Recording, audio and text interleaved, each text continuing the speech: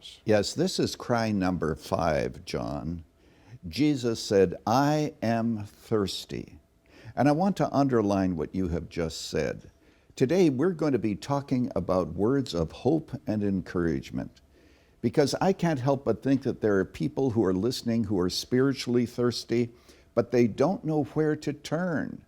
And we're going to explain to them why Jesus Christ is the water of life. But back to the cross.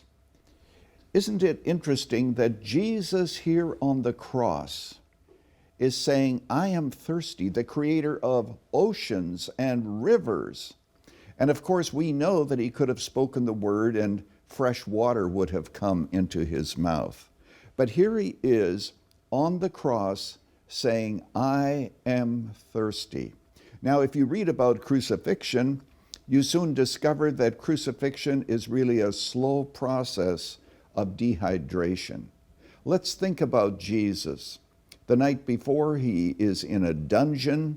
In the morning, he's asked to carry his cross. He's been hanging on the cross. Darkness has come over the land. And in the midst of this, he says, I am thirsty.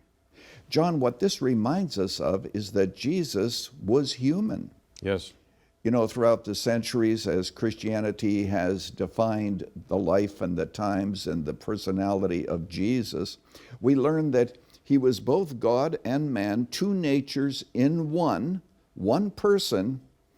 And here we see his humanity. He is thirsty.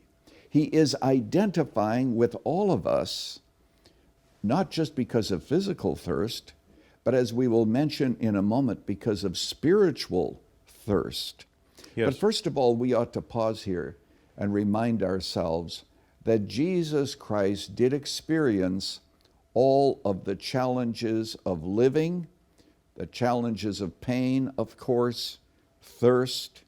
And I speak to all the people who feel as if they've been abandoned, people who feel forsaken. Last time we spoke about Jesus Christ being forsaken by the Father.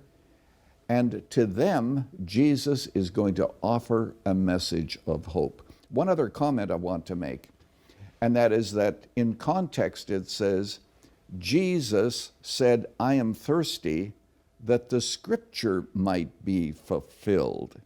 Isn't that interesting? Yes. It's not just because he's going through physical thirst, but to him, the scripture had to be fulfilled.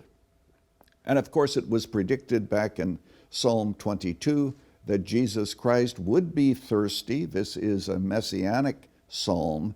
And so in order to fulfill the scripture, he said, I am thirsty. Jesus came to this world to do the will of the Father, and every detail had to be accomplished. Yeah. I'm so glad that you brought up the fact that Jesus was both God and man, but there on the cross, he was suffering as a man. His humanity was apparent by his saying, I'm thirsty.